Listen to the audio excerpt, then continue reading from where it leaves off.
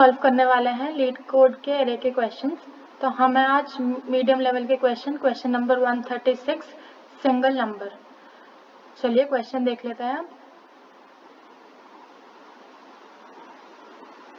Given a non empty array of integer nums, every element appears twice except one, find that single one. Question कहना चाह रहा है कि जो हमारा नम्स इनपुट एरे है इसमें सारे नंबर डबल डबल है एक नंबर को छोड़कर। अब इसमें फॉर एग्जांपल 3 एलिमेंट्स हैं। अब इनमें से कोई से भी 2 एलिमेंट सेम होंगे और एक है जिसका कोई पेयर ही नहीं है, मतलब वो सिंगल नंबर है। That's what the question is saying. So you must implement a solution with linear runtime complexity and use only constant extra space. Second case देख लेते हैं। 4, 1, 2, 1, 2। अब इसमें 4 एक ही टाइम आ रहा है, 1 2 टाइम आ रहा है, 2 टाइम्स आ रहा है, मतलब सब 2 टाइम्स आ रहे हैं एक्सेप्ट फॉर 4। तो हमारा आउटपुट हो जाएगा 4। अब इसमें 1 है, 1 एक ही बार आ रहा है, 1 का कोई पेयर ही नहीं है और कोई नंबर है नहीं, तो आउटपुट इज 1। एक्सप्लेनेशन देख लेते हैं इसकी एक बार। ये एग्जाम्पल लेके चलते हैं हम। 4 1 2 1 2।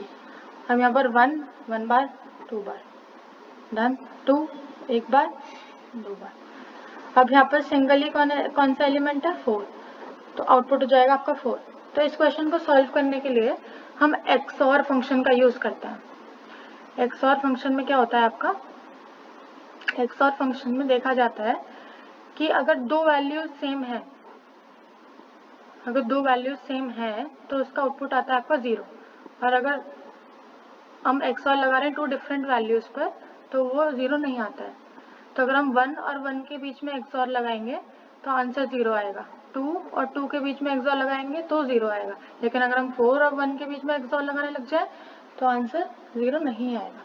तो अगर हमें उस नंबर को अगर वो 2 बार आ रहा है वो ढूंढना है तो कैसे करेंगे, हम एक आइटरेशन चलाएंगे, आई लूप चलाएंगे from 0 to length of the array और चेक करेंगे कि जो एलिमेंट यहाँ पर है क्या उसका XOR उसी नंबर के साथ क्या 0 है।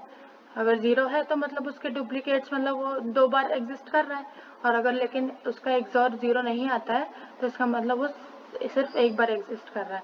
और हमारे पास क्वेश्चन के अकॉर्डिंग वो एक ही नंबर है एक्सेप्ट फॉर 1, तो हमें वो ही एक नंबर निकालना है। तो XOR फंक्शन में देख लेते हैं।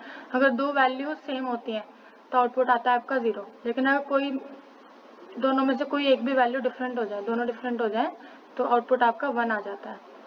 तो बिट मैनिपुलेशन से करेंगे अगर हम, तो अगर सेम वैल्यूज हैं तो आपका आउटपुट 0 आ रहा है और अगर डिफरेंट वैल्यूज हैं तो आपका आंसर 1 आ रहा है। तो अब अगर हम 1 और 1 के बीच में XOR करेंगे तो ही हमारे पास 0 आएगा। अब देखिए यहाँ पर इस एग्जाम्पल में 2 और 2 के बीच में XOR किया तो 0 आ गया। अब 1 के साथ किसी का XOR करने को चले तो कोई है ही नहीं, तो आंसर 1 आया।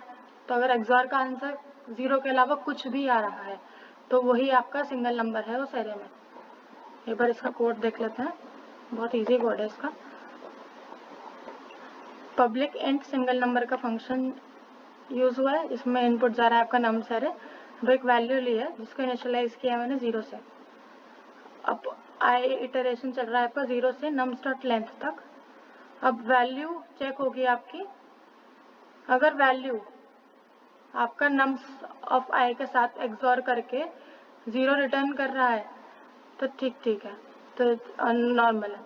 लेकिन अगर कुछ और रिटर्न किया 0 के अलावा तो वो प्रिंट हो जाएगा वो number.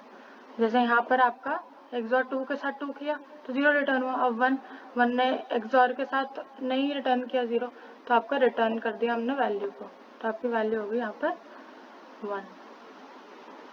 Thank you. Test cases भी देख लेते हैं, सॉरी टेस्ट केसेस भी रन हो रहा है। तो that's all, thank you guys.